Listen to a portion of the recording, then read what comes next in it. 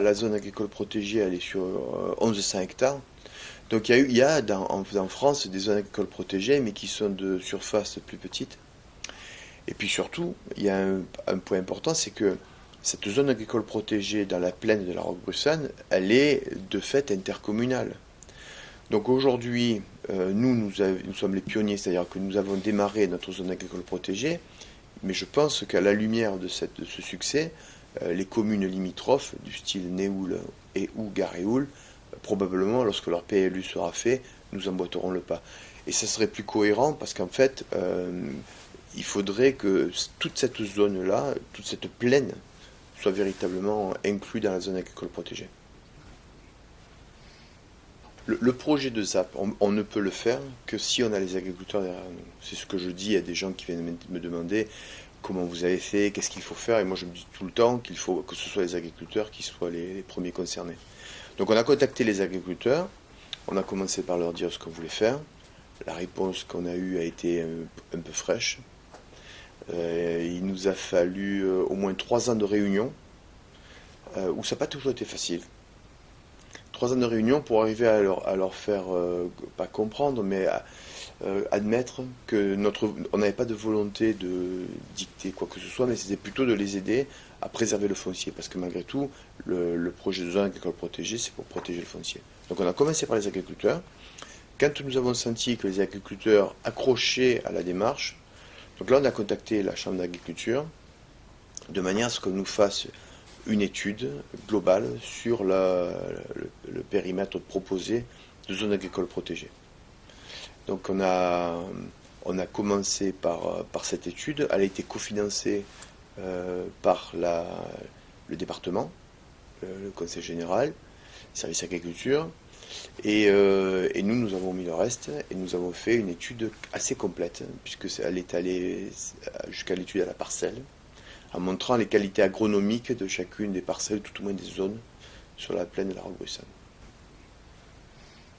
Fanny Alibert, la chargée de mission, a pris le temps d'aller rencontrer les agriculteurs et leur expliquer la procédure ZAP et leur dire quelles étaient nos attentes à ce sujet. Et à mon avis, c'est un des facteurs qui a débloqué, c'est-à-dire que quand on a eu le soutien franc de la Chambre d'agriculture, ça a été instantané, c'est-à-dire que les agriculteurs ont senti que derrière, on n'était pas une bande du luberlu, mais des gens qui avaient le soutien de la Chambre d'agriculture, c'était important. C'est Denis Carrel qui a dit, mais il existe un système pour protéger les zones agricoles, puisque la nôtre est en partie intacte, c'est ce qui s'appelle les zones agricoles protégées. Il y a déjà eu 80 hectares de zones agricoles AOC qui sont partis à l'urbanisme, avec le lotissement des Molières. Donc voilà, au bout d'un moment, stop, il faut garder la zone agricole. Alors, pour diverses raisons. La première, c'est qu'un jour, on risque d'en avoir besoin pour manger, parce que tant que c'est agricole, même si c'est des vignes, il y a toujours possibilité de faire pousser des légumes, de faire pousser des cultures vivrières. La deuxième raison, c'est que c'est au niveau paysager. Au niveau paysager, ça donne quand même un cachet à la plaine, à l'ensemble de la commune. Voilà, on peut pas. Hein, c'est quelque chose de magnifique. Et on imagine mal des lotissements, on imagine mal un supermarché en plein milieu. Donc voilà, il faut essayer de conserver ce paysage. On en a discuté avec les agriculteurs avant même d'être élus, et c'est quelque chose qui a, dans un premier temps, ils y ont adhéré.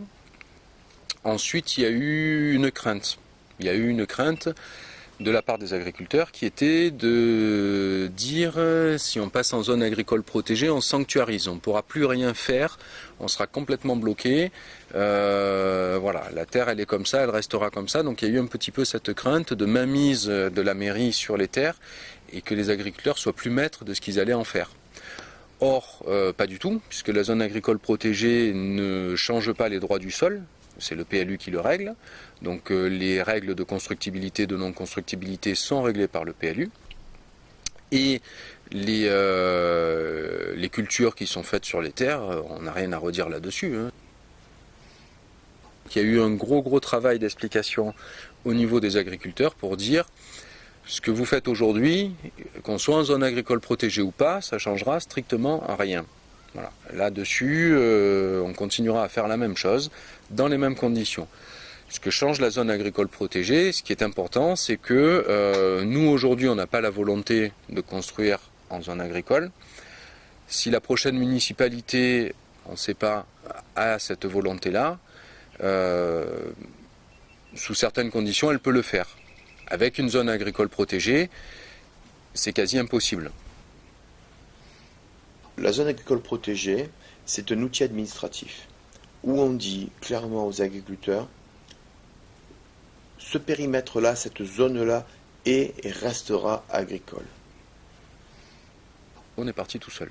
Alors on est parti tout seul, mais c'est l'étincelle, en tout cas j'espère. Parce qu'il y a un autre problème qui se pose, c'est que nous on est en PLU, mais la commune de Néoul, qui est totalement en accord avec ça, qui est tout à fait pour la zone agricole protégée, est encore en POS. Donc, et Garéoul pareil. Et en parallèle de la ZAP, qui est dans le projet de ZAP d'ailleurs, on a fait un recensement des parcelles en friche. Ouais, ça c'est important, ça a permis de connaître le potentiel de développement au niveau de l'agriculture, ça a permis de secouer un peu le marché en disant deux choses. On connaît l'ensemble des terres en friche, donc on est capable de dire bah, tiens là on va essayer d'en mettre en culture, donc on a commencé par le secteur, le centre de la plaine, hein, le plus simple. On a envoyé des courriers aux propriétaires, donc ça a fait un petit peu bouger le marché au niveau foncier. Il y a eu des acquisitions qui ont été faites par les agriculteurs, qui leur a permis de se développer. Et en envoyant un signal aux propriétaires en disant il faut que vous fassiez quelque chose de vos terres. C'est idiot de les laisser en friche. C'est pas la peine d'attendre que ça passe constructible, puisque aujourd'hui ça ne l'est pas. Et là, avec la zone agricole protégée, ça ne le sera pas non plus, sous la prochaine municipalité ou dans 10 ans. Donc voilà, il faut faire quelque chose. Et on a proposé, avec la SAFER notamment, des conventions de mise à disposition, des beaux fermages, des ventes, des échanges. Voilà. Et il y a une dynamique du marché assez importante. C'est la SAFER qui a fait toute l'animation foncière. Et là, le but, ça va être maintenant que la zone est créée, la zone agricole protégée est créée, maintenant il va falloir la faire vivre. Et la faire vivre, ça veut dire attirer des gens, ça veut dire... alors attirer des gens, on en a déjà des demandes, mais on n'a pas forcément les terres. On n'a pas forcément les terres, puisqu'on commence à peine cette animation foncière.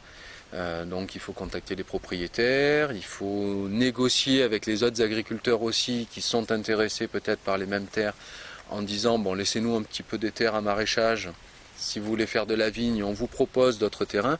Donc c'est toute une animation qui va être menée en partie par les acteurs locaux, donc la mairie, puis les syndicats sur la commune et par la chambre d'agriculture.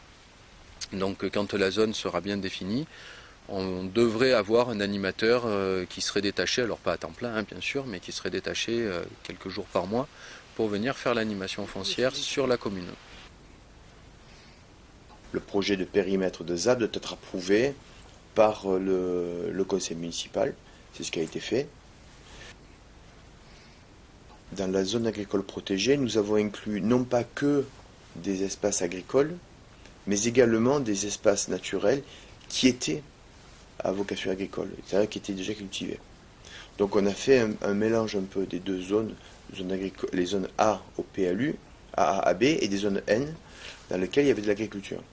Et donc l'ensemble de ces deux zones a fait le périmètre de la zone agricole protégée. Et sur ce périmètre-là, nous avons délibéré en l'approuvant. L'agriculture est une véritable économie, et c'est un point qu'il ne faut pas négliger, à savoir qu'une zone agricole protégée, elle est faite justement pour donner aux agriculteurs les moyens de développer leur outil économique à travers la préservation des terres agricoles.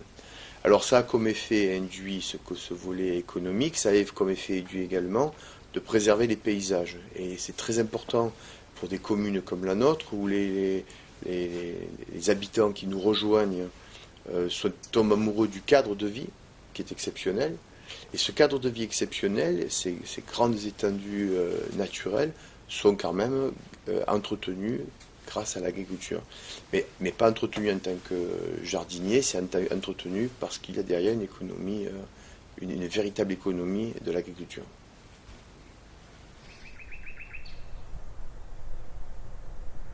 La Selle est un village de 1400 habitants. C'est un village assez bien structuré. Et déjà, je pense, sur le plan de l'urbanisme, ce serait une grave erreur d'étendre des zones constructibles loin du village.